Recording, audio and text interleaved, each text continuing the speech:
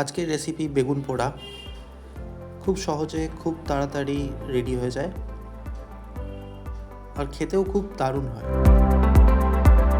রাতের খাবারে প্রায়ই আমরা এটা বেগুন পোড়া আর রুটি খেয়ে থাকি।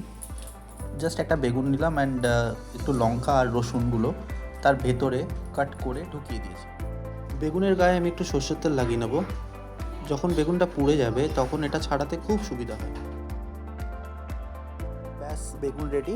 একদম গ্যাসের স্টোভ ধরিয়ে নিয়েছি।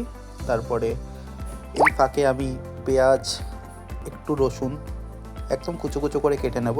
আর লঙ্কা তো আমি আগেই অলরেডি বেগুনের ভেতরে দিয়ে দিয়েছিলাম। টমেটোর গাও আমি একটু সর্ষের তেল লাগিয়ে নিয়েছিলাম। এবারে শুকনো লঙ্কাগুলো পুড়িয়ে নিলাম। একটু ঝাল খেতে ভালোবাসি বলে শুকনো লঙ্কা একটু দিয়েছি। টমেটোর পুড়ে গেছে। এবারে আমি জাস্ট ঠান্ডা জলে ভিজিয়ে নিয়েছি। বেগুন অলমোস্ট রেডি। জাস্ট একটু নিচ দিকটা পুড়িয়ে নিচ্ছি।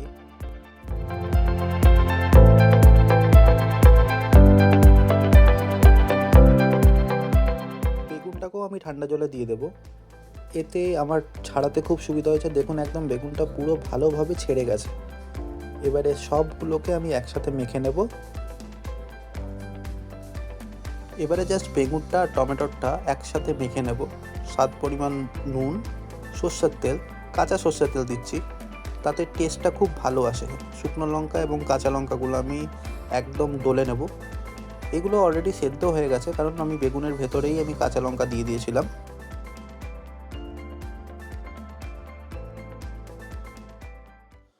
ব্যাস, আমার বেগুন পোড়া মাখা শেষ।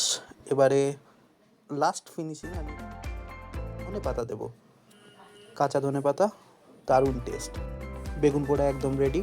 আপনাদের কেমন লাগলো নিশ্চয়ই কমেন্ট করে জানাবেন।